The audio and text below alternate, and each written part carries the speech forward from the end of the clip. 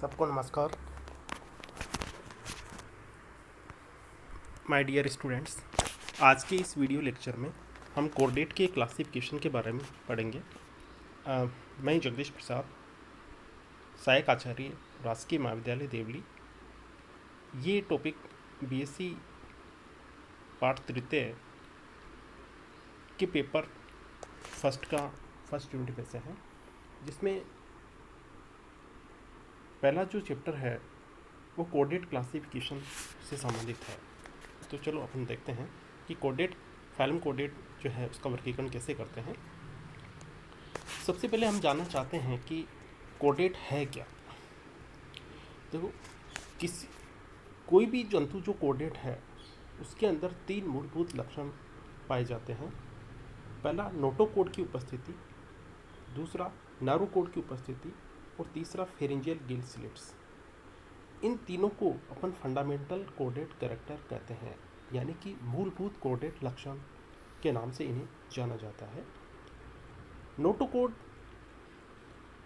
इन जंतुओं के अंदर पाई जाने वाली पृष्ठ सतह पर एक रोड के समान संरचना होती है, जो इनको जीवन की किसी भी अवस्था के अंदर इसके अंदर उपस्थित हो सकती है, और ये शरीर को एक आधार प्रदान करने के लिए पाई जाने वाली एक संरचना होती है।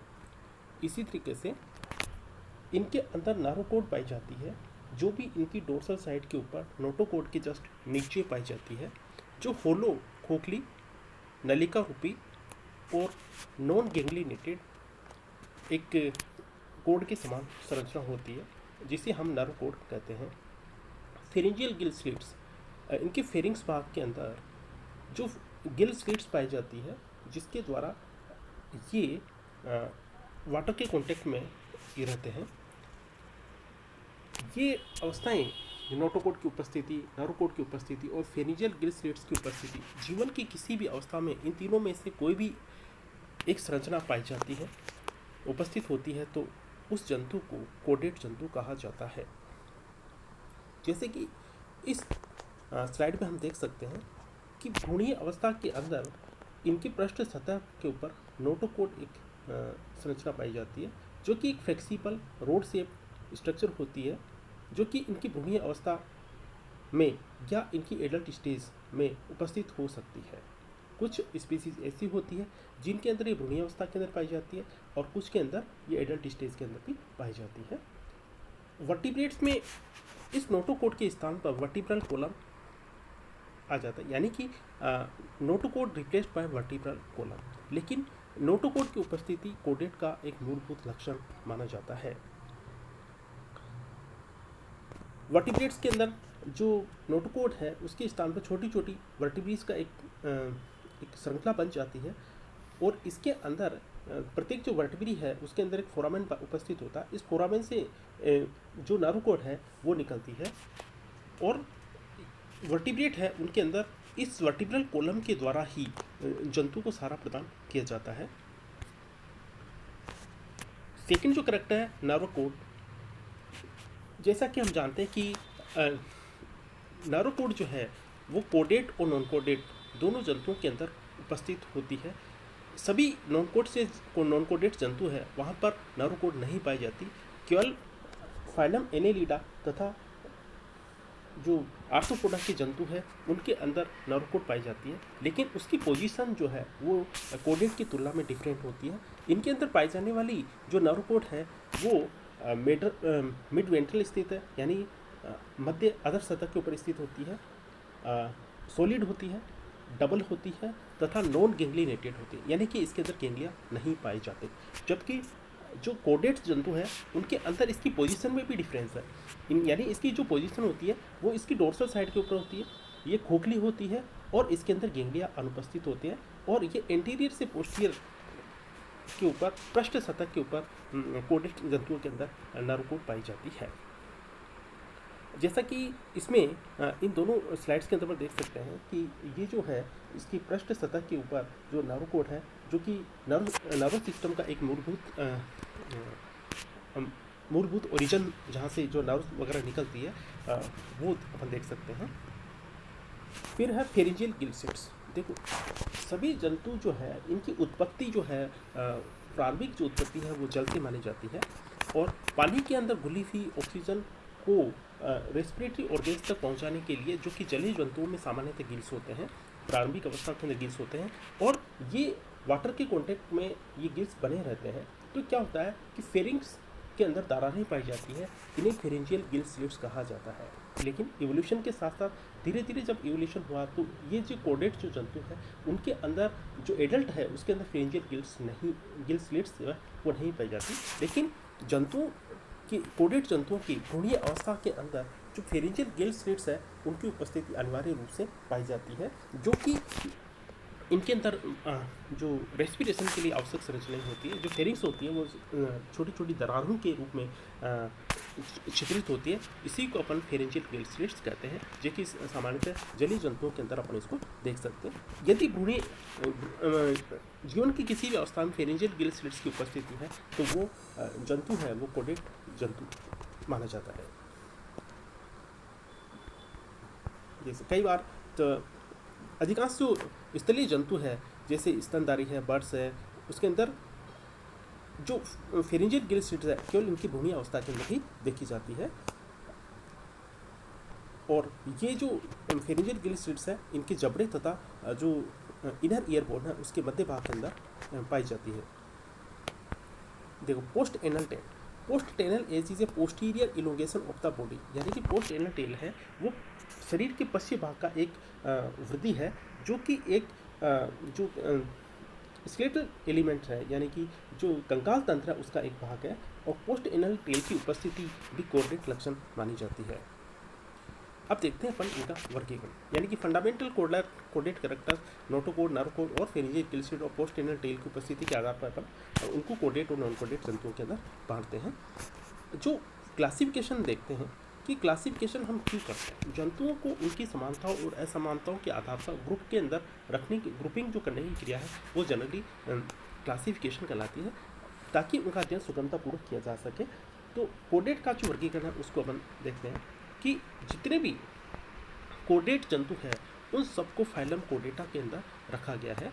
फिर इसको दो डिविजन्स के अंदर डिवाइड किया गया है, प्रोटोकोडेट एंड वर्टिब्रेटा, यानी कि जो प्रोटोकोडेट है उनको अपन लोअर कोडेट भी बोलते हैं, और जो वर्टिब्रेट्स है उनको अपन हायर कोडेट भी बोलते हैं। यानी कि जो कोडेट फाइलम है उसको दो डिवीजन के अंदर बांटते हैं, प्रोटोकोडेट एंड हायर कोडेट्स, और हायर कोडेट्स जो है उनके अंदर वर्टिब्रल कॉलम उपस्थित होता है, इसलिए इनको अपन वर्टिब्रेटा भी कहते हैं।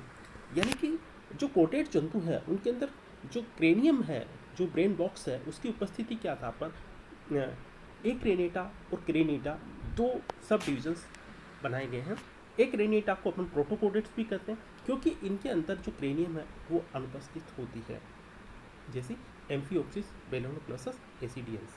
और वर्टिब्रेट जो है उसको दो सब फाइलम के अंदर डिवाइड किया है, जबड़ों की उपस्थिति के आधार पर दो सब फाइलम बनाए, एक ग्नेथा, एक ग्नेथोस्टोमेटा। एक ग्नेथा मतलब जबड़े अनुपस्थित, और ग्नेथोस्टोमेटा मतलब इनके अंदर जबड़े उपस्थित होते हैं। तो एक ग्नेथा का मतलब जब जबड़े अनुपस्थित होंगे तो उनका जो माउथ है वो एक शकर के समान होगा, और इसके अंदर एक क्लास के जंतुओं को रखा गया जिसे अपन साइक्लोस्टोमेटा कहते हैं, और जिसके अंदर लेम्प्रे जो है उसके एक एग्जाम्पल अपन इंक्लूड कर सकते हैं। और ग्नेथोस्टोमेटा है, ग्नेथोस्टोमेटा के अंदर बहुत बड़ा ग्रुप है ग्नेथोस्टोमेटा, जिसके अंदर अपन दो सुपर क्लास पीसीज एंड टेटापोडा को रखा गया है। पीसीज के अंदर सभी जो मछलियाँ हैं उनको रखते हैं, जिससे कोडक्थाई, ओस्टियोक्थाई, ठीक है। और टेटापोडा के अंदर अपन रेप्टिलिया, एवीज, मेमस को रखते हैं, यानी कि सबसे पहला जो टेटापोडा है जिसके अंदर चार पादों की उपस्थिति देखी जा सकती है। इनकी चार क्लासेस बनाई गई है, एम्फीबिया जिसके फ्रोक्टोड और सेलामेंडर है, रेप्टिलिया जिसके अंदर लिजार्ड्स है, सिनिक्स है, एलिगेटर्स है, और एवीज जितने भी सारे पक्षी हैं वो सारे एवीज के अंदर रखेंगे। मेमल्स के अंदर जितने भी मेमल्स हैं जैसे रैट, रैबिट, बैट, वेल आदि, ये सभी जो है इस प्रकार से हम जो कोडेट है उसका वर्गीकरण देख सकते हैं। अब जैसे डिवीज़न प्रोटोकोडेट है, डिवीज़न प्रोटोकोडेट जिसको अपन लोअर कोडेट्स भी बोलते हैं, एक रेडिटा भी कहते हैं, उसके अंदर जैसे एम्फिओप्सिस, बेलोनोग्लोसस को अपन का चित्र अपन देख सकते हैं। और कोडेट जो जंतु है, यूकोडेट्स है, जिसे हायर कोडेट या वर्टिब्रेट्स बोलते हैं, जैसे फिशेस वगैरह है जिसके अंदर वर्टिब्रल कॉलम उपस्थित होता है। जैसे प्रोटोकोडेट्स हैं जिन्हें लोअर कोडेट्स कहते हैं, इनके क्या क्या लक्षण अपन मोटे रूप से देख सकते हैं। ये एक प्रिमिटिव प्रकार के कोडेट्स होते हैं जिनके अंदर सिर तथा वर्टिब्रल कॉलम अनुपस्थित होता है, यानी कि इनके अंदर हेड तथा वर्टिब्रल कॉलम नहीं पाया जाता। इस सबफाइलम के में 3 जो है वो सबफाइलम बनाए गए हैं, जैसे हेमिकोडेटा, यूरोकोडेटा एंड सिफेलोकोडेटा। तो यूरोकोडेटा के जो जंतु है वो एक स्थानबद्ध जंतु होते हैं, सेडेंटरी एनिमल्स होते हैं। इन्हें टिन्यूकेट्स भी कहा जाता है क्योंकि इनके ऊपर टिन्यूसिन का एक कवच उपस्थित होता है। और इसमें जो कोडेट है उसके अंदर अधिकांश जो लक्षण है वो लार्वल स्टेज के लक्षण होते हैं। जैसे इनके अंदर यूरोकोडेट है, उनके अंदर हार्डमानिया है, साल्पा है, डोलियोनम, पायरोसोमा, ओइकोप्लूरा पेंडिकुलेरिया, इस टाइप के एग्जाम्पल्स अपन इसमें शामिल कर सकते हैं। सिफेलोकोडेट ये एक प्रारूपिक कोडेट्स होते हैं और इनके अंदर जो कोडेट के लक्षण होते हैं वो इनकी लार्वल स्टेज के अंदर ही पाए जाते हैं, जैसे एम्फिओक्सिस और एसेमेट्रियन।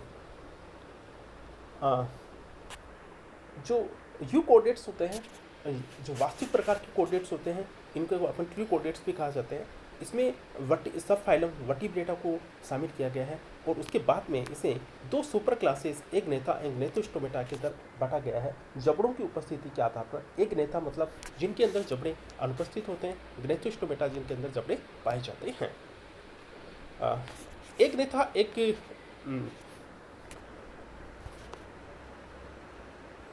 सुपर क्लास है जिसके अंदर 90 स्पीसीज जो है उनको शामिल है, जैसे जिनके ऐसी मछलियाँ जिनके अंदर जबड़े अनुपस्थित होते हैं, जिन्हें फर्स्ट वर्टिब्रेट्स कहा गया है एक नेता को। और इनमें जो लिविंग फॉर है जो जंतु होता है वो वर्टिकल, इसके अंदर स्केल्स नहीं पाए जाते हैं और ये स्लाइमी पैरासाइट्स होते हैं और स्कैवेंजर प्रकार के जंतु होते हैं, जैसे lamprey, hagfishes. They are no paired fin, यानी इनके अंदर युग्मित जो उपांग युग्मित जो पखने होते हैं वो अनुपस्थित होते हैं। इसमें 2 क्लासेस ओस्टियोकोडर्मी और साइक्लोस्टोमाटा का रखा है। ओस्टियोकोडर्मी ऐसी जबड़े विहीन मछलियाँ हैं जो कि ओडोविशियन पीरियड के अंदर विलुप्त हो चुकी है, और साइक्लोस्टोमेटा जिसके अंदर ऐसी जबड़ेहीन मछलियाँ हैं जो आज भी पाई जाती है, जिनके अंदर स्केल्स और पेयर्ड फिन्स अनुपस्थित होते हैं, जैसे मिक्सिन है, ब्लेडोस्टोमा है, पेट्रोमाइजोन है। ये सब क्या है, साइक्लोस्टोमेटा के जंतु होते हैं। ग्नेथोस्टोमेटा जिनके अंदर जबड़े पाए जाते हैं उनको ग्नेथोस्टोमेटा कहते हैं। और इसके अंदर 2 सुपर क्लास रखी है, पिसीज एंड टेट्रापोडा। और फिशेस अपन सब जानते हैं फिशेस के बारे में। फिशेस के अंदर 3 क्लासेस है, लेकोडर्मी, कॉन्डेक्टाइल और ओस्टियोक्टाइल, जो कि अपन आगे विस्तृत रूप से इसके बारे में पढ़ेंगे। टेट्रापोडा ऐसे कोडेट जंतु जिनके अंदर 4 लिंक्स पाई जाती है, 4 उपांग पात पाए जाते हैं, इन्हें अपन टेट्रापोडा कहते हैं। और इस सुपर क्लास को 4 क्लासेस के अंदर वर्गीकृत किया गया, जैसे एम्फीबिया, कोक्सिलामिडा जिसके अंदर सदस्य होते हैं, रेप्टिलिया जिसके अंदर स्नेक्स और टर्टल्स होते हैं, और एवीज जिनके अंदर ओवल वगैरह, ईगल वगैरह, और क्लास मेमेलिया जिसके अंदर ह्यूमन और लॉयंस को शामिल किया गया है। थैंक यू, आज के लिए काफ़ी है। आगे हम जो अब पढ़ेंगे तो अपन एक जो ग्रुप है कोडेट्स के, उनके बारे में विस्तृत अध्ययन करेंगे।